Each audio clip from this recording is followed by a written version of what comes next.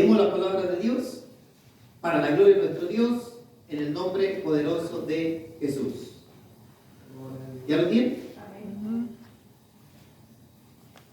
Levítico 16:2 dice así: y Jehová dijo a Moisés: di a Aarón tu hermano que no en todo tiempo entre en el santuario detrás del velo, delante del propiciatorio que está sobre el arca, para que no muera, porque yo apareceré en la nube sobre el propiciatorio. Cierre sus ojos, vamos a orar. Maravilloso Dios, gracias, gracias Rey eterno, poderoso y santo. No hay nadie como tú, maravilloso Dios. Señor, en tu mano ponemos, Padre, este tiempo de reflexión de tu palabra. Que tu gracia, Padre, se haga manifiesta, Señor, en todo corazón, Padre, que escucha tu palabra, mi Dios, con honestidad, Padre. Dios eterno, que tu Espíritu Santo sea el que ministre las vidas y los corazones, Señor. Edifícanos a través de tu palabra. Toma control de las potestades, de las huestes de maldad, Señor. Reprende al devorador, mi Señor. Que tu gracia sea multiplicada en todo aquel que está dispuesto a escuchar tu palabra, mi Dios. Gracias, Rey eterno, por tu fidelidad. Instrúyenos en esta hora, mi Señor. Gracias, Dios fuerte y poderoso. Gracias, Señor. En el nombre de Jesús. Puede tomar su asiento, póngase cómodo. Dice la Escritura que Dios le habla a Moisés justo después de la muerte de los hijos de Aarón. Y le dice: di a Aarón tu hermano que no en todo tiempo entre en el santuario detrás del velo, delante del propiciatorio que está sobre el arca, para que no muera, porque yo apareceré en la nube sobre el propiciatorio. En el pasado, desafortunadamente, no todos tenían acceso a la presencia de Dios. Aún al sumo sacerdote lo limitaban. Dios lo había limitado. Y le dijo que no en todo tiempo entrara en el santuario detrás del velo, o sea, en el lugar santísimo, donde estaba el propiciatorio sobre el arca, o sea, la cubierta que cubría el arca del pacto o el arca del testimonio. Porque si no lo hacía de esta manera, aunque fuese el sumo sacerdote, aunque se santificara y fuese el escogido de Dios, allí iba a caer muerto. Porque las cosas tenían que hacerse como Dios las había mandado. Y entonces era el sumo sacerdote el único con la autorización de parte de Dios para entrar al lugar santísimo. Pero desde el pasado, Dios estaba preparando un camino para que todos pudieran llegar al lugar santísimo. Así que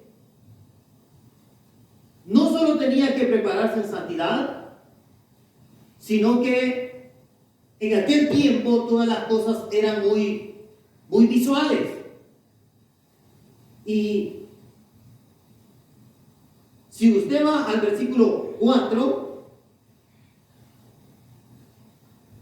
dice: se vestirá la túnica santa de lino, y sobre su cuerpo tendrá calzoncillos de lino. Ay, hermano, los calzoncillos también. Bueno, Dios lo dijo así. Y si Él lo dijo, así era. Así tenía que ser. ¿Por qué? Porque Dios lo dijo. Y el que quería entrar al lugar santísimo y no morir, tenía que hacerlo como Dios decía. A veces cometemos el error de cuestionar a Dios. ¿Y por qué? ¿Y por qué? ¿Y por qué? Yo la única respuesta que me doy cuando yo pregunto ¿y por qué, hermanos? Mi única respuesta es porque Él es Dios. ¿Y por qué pasó esto? Porque Él es Dios. No puedo hacer nada cuando Él es Dios. Si los reyes en la antigüedad hacían y deshacían y nadie les decía nada. Y Él es Dios. Así es que a veces queremos hacer a Dios a nuestra manera. Como meter a Dios en un molde y no es que Dios debería, Dios no debería, no debe. Dios hace lo que a Él le place, lo que Él quiere. Él es perfecto y sabe muy bien por qué hace las cosas. Todo tiene propósito, todo tiene un plan en Dios. No hay nada hecho a la locura. Todo estaba desordenado en el principio y antes de poner al hombre puso orden primero. Porque así trabaja Dios, así funciona Dios. A Él le gustan las cosas bien hechas. Y ni modo, si el sumo sacerdote quería entrar al lugar santísimo, tenía que cambiarse los calzoncillos y ponérselos de lino. Y se ceñirá el cinto de lino y con la mitra de lino se cubrirá. Son las santas vestiduras, con ellas se ha de vestir después de lavar su cuerpo con agua. Pero si ya me bañé, ni modo, ¿quieres entrar? Ahí está el lavacro de bronce, pasa, te lavas y luego te cambia la ropa, te cambia los calzoncillos y entonces puedes entrar. Si no es así, dice aquí que podía caer muerto. Le digo, para que no muera vas a entrar nada más cuando yo diga. Así que desde la antigüedad, el que quería estar en la presencia de Dios tenía que estar vestido como Dios decía. Ahora cuestionamos a Dios. Ay, hermano, yo no creo que esto sea malo. Yo no creo que sea malo. Yo no creo. ¿Y dónde están tus vestiduras santas y puras que tienes que usar para presentarte delante de Dios? Así que esta era la manera como se preparaba el sumo sacerdote para entrar una vez al año al lugar santísimo. Era el único con la autorización de parte de Dios para poder entrar. ¿Qué había detrás del velo en el lugar santísimo?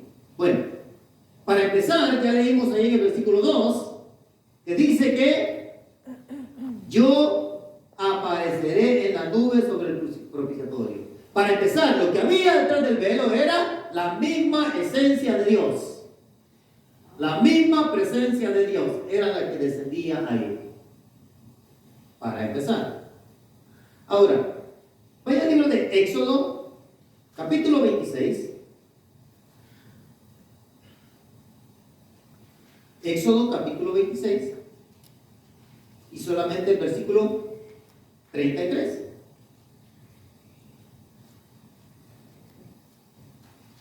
Éxodo 26, 33 dice: y pondrás el velo debajo de los corchetes y meterás allí del velo adentro el arca del testimonio, y aquel velo os hará separación entre el lugar santo y el lugar santísimo.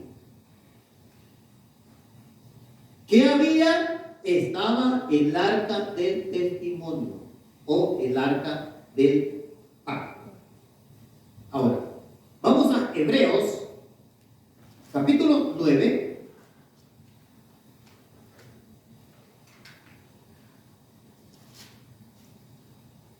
Ya cuando encuentre Hebreos, no lo pierda porque allí vamos a estar regresando. Hebreos, capítulo 9, versículo 3 al 5.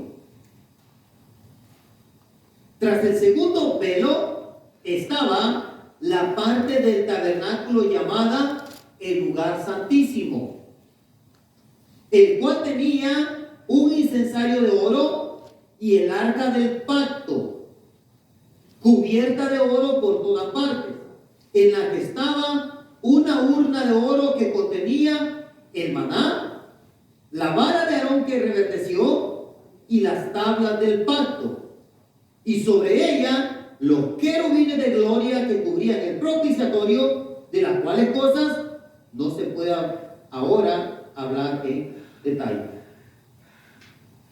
Cuando lee el libro de Hebreos, note esto.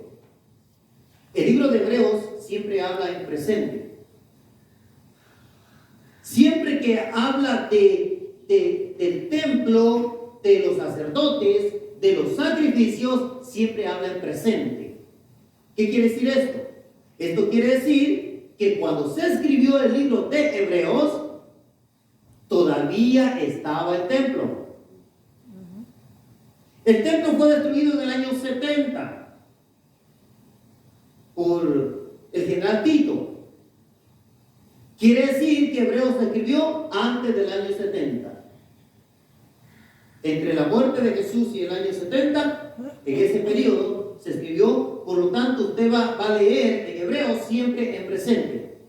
Allí entran los sacerdotes, allí ofrecen, dice. No dice allí ofrecían, allí ofrecen sacrificio. Así es el lenguaje que tiene el libro de Hebreos. Entonces vemos que para cuando le pregunten qué había en el lugar santísimo, había un incensario de oro, estaba el arca del pacto cubierta de oro. La cobertura de oro se llamaba propiciatorio. Dice, en la que estaba una urna de oro que contenía el maná, la vara de Aarón que reverdeció y las tablas del pacto. Y además, sobre el arca del pacto estaban los querubines de gloria que cubrían el propiciatorio, la cubierta. De las cuales cosas no se puede hablar ahora en detalle. En el momento que se escribió la carta, no se podía hablar en detalle. Entonces, básicamente esto es lo que había detrás del velo, lo que había en el lugar santísimo. Ahora, en el versículo 1 de aquí mismo, el capítulo 9 de Hebreos, explica cómo es que estaba establecida. Vamos a ver el versículo 1 y 2. Ahora bien, aún el primer pacto tenía ordenanzas de culto y un santuario terrenal, porque el tabernáculo estaba dispuesto así. En la primera parte, llamada el lugar santo, estaban el candelabro, la mesa y los panes de la proposición. Eso era lo que se encontraba en el lugar santo.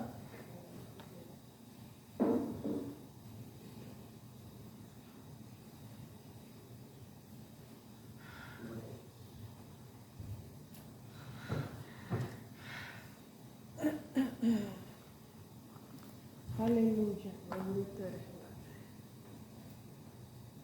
Gloria a Dios. Eso era lo que estaba en el lugar santo. Dice que estaban el candelabro, la mesa y los panes de la proposición. ¿Verdad? Los panes de la proposición solo los podían comer los sacerdotes. Pero hubo una ocasión en que David iba huyendo y David comió de esos panes también. Y vemos que Dios nunca le tomó a mal eso.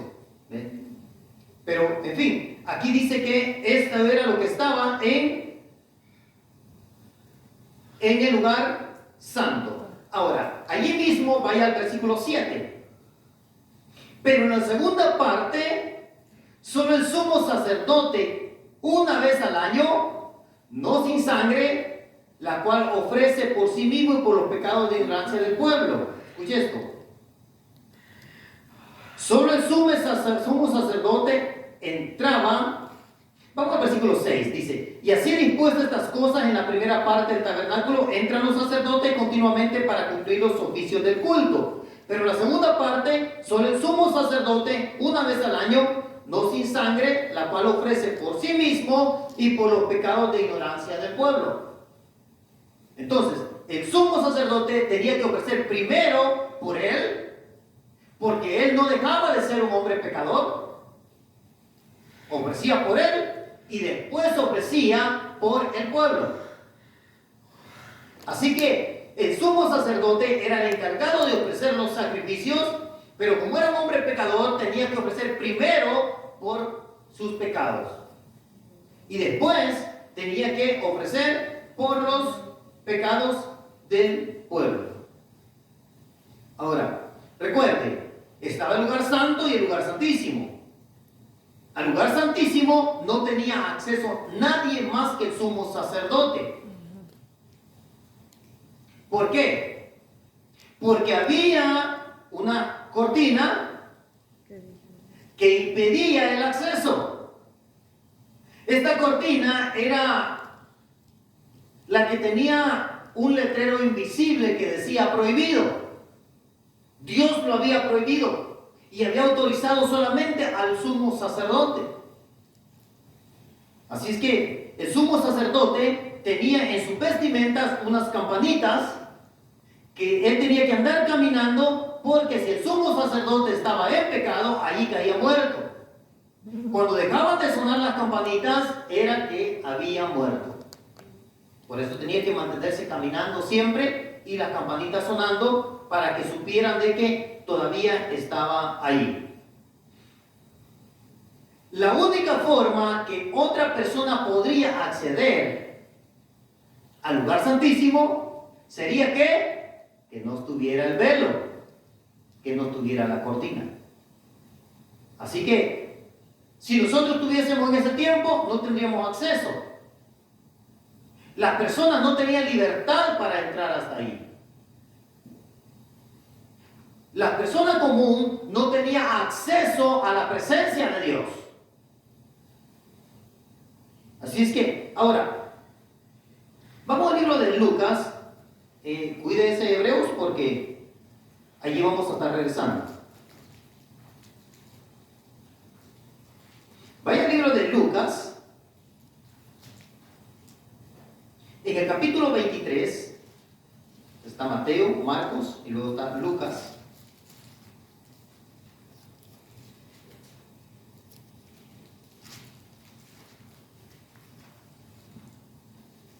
Lucas, en el capítulo 23,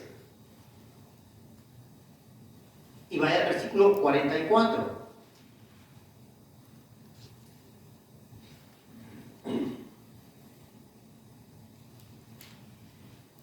Cuando era como la hora sexta, hubo tinieblas sobre toda la tierra hasta la hora novena. Y el sol se oscureció, y el velo del templo se rasgó por la mitad.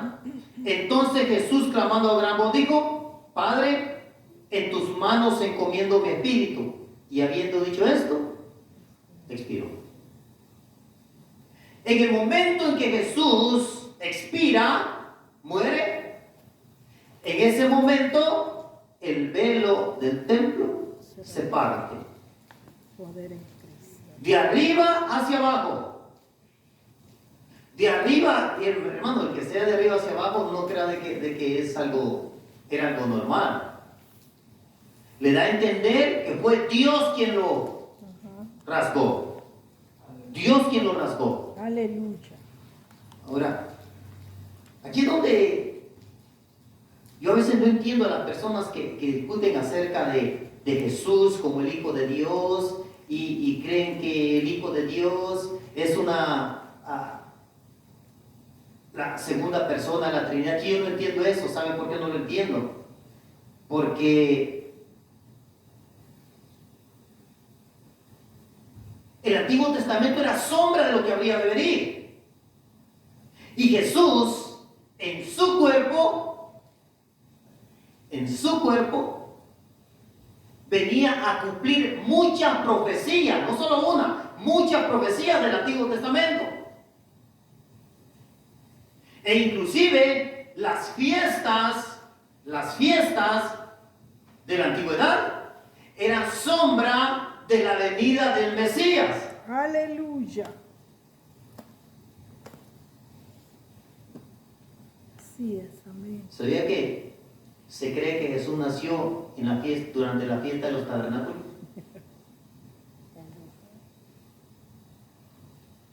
Y bueno, vamos a continuar para que usted entienda. Entonces, no era casualidad que justo en la muerte de Jesús se rasga el velo. Jesús había dicho: nadie viene al Padre si no es por mí. No le he dicho nadie va. Alguien me dijo una vez, Jesús dijo nadie va al Padre. Jesús no dijo nadie va. Jesús dijo nadie viene. Nadie viene al Padre si no es por mí. Explíqueselo como usted quiera, pero decía nadie viene, así dice. Usted puede agarrar la explicación que usted quiera, ese es punto y aparte. Pero la Biblia dice nadie viene. Jesús dijo nadie viene al Padre si no es por mí. Como diciendo, yo soy el camino, lo dijo también literalmente, al Padre. Jesús era el camino, el único camino para llegar al Padre. Y el único camino para llegar al Padre en la antigüedad era atravesar el velo. Aleluya. Sin atravesar el velo, nadie estaba en la presencia del Padre. O sea, en la presencia de Dios. Recuerde que en la antigüedad el Padre se conocía a Dios como el Padre. Así es que, ahora, vamos a ver cómo Jesús cumple esta escritura de que Jesús era el velo del templo. Jesús era el velo del templo. Por eso era necesario que Jesús muriera, porque si no moría, no rompían el velo. Y no había acceso a la presencia de Dios. Ni siquiera para los judíos. Recuerde que los que tenían acceso a Dios y a sus bendiciones eran los judíos, nosotros no. Nosotros, hermanos, somos los arrimados, aunque no le guste. Nosotros somos los adoptados. Sí, amén. Sí, nosotros somos los que entramos por gracia y misericordia de Dios. Amén, amén. Pero Jesús no vino a nosotros. Literalmente dice, Jesús vino a los suyos. Sí, amén. Y los suyos, ¿quiénes eran los suyos? Israel. Eran los suyos. Entonces, Él vino a lo suyo, que es la creación, y los suyos no le recibieron. Así es que, de acuerdo a lo que estamos leyendo de Lucas, Jesús era el velo del templo, que tenía que ser rasgado para que se quitara el único obstáculo para entrar a la presencia de Dios. Así que ese velo solamente lo podía quitar Dios. Hebreos, le dije que no perdiera Hebreos. Hebreos capítulo 9. Versículos 11 y 12.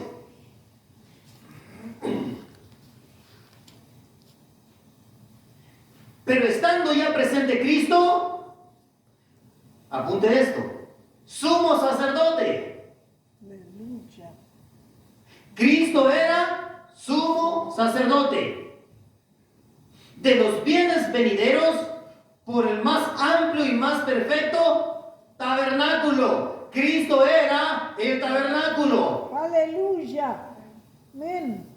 Cristo era el tabernáculo, no hecho de manos, es decir, no de esta creación, ni por su sangre de machos cabríos, ni por sangre de machos cabríos, ni de becerros, sino por su propia sangre. Cristo era el sacrificio. Cristo era el tabernáculo. Cristo era el sumo sacerdote y Cristo era también el sacrificio. Entró una vez para siempre en el lugar santísimo, habiendo obtenido eterna redención. Aleluya. Entró una vez para siempre. O sea que nadie más podrá entrar al lugar santísimo literal, al lugar santísimo visible. Nadie más podrá entrar ahí, porque dice que aquí que entró una vez y para siempre, que acabó una vez y para siempre. Así que Cristo era el sumo sacerdote, era el más perfecto tabernáculo, era el sacrificio perfecto. Mire, no pierda Hebreos. Vaya a Juan 1:29. Quizá va a decir, con razón.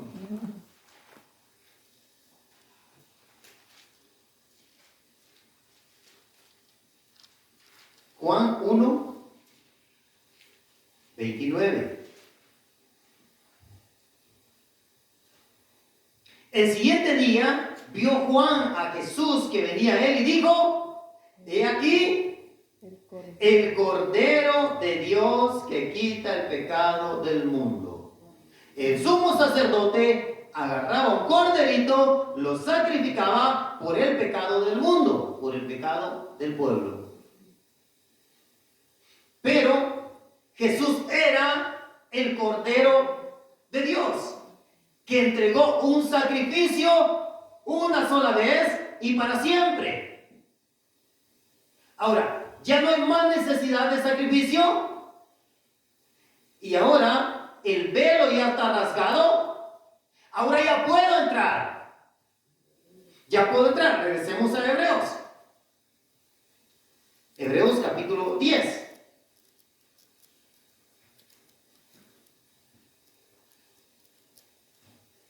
Hebreos capítulo 10, en el versículo 19. ¿Ya lo tiene? Así que, hermanos, teniendo libertad para entrar en el lugar santísimo por la sangre de Jesucristo, Amén. ya está el acceso. Pero hay acceso porque se rompió el velo.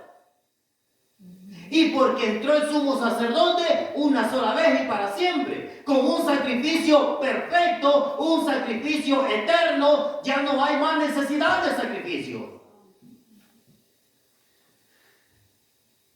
Así que dice que, teniendo libertad, todo creyente ahora tiene la libertad de entrar hasta el lugar santísimo. Tiene la libertad de entrar al lugar santísimo. Ya luego más adelante vamos a ver cómo se debe preparar ahora el que quiere entrar al lugar santísimo. Por la sangre de Jesucristo. 20. Por el camino nuevo y vivo que Él nos abrió a través del velo, esto es, de su carne.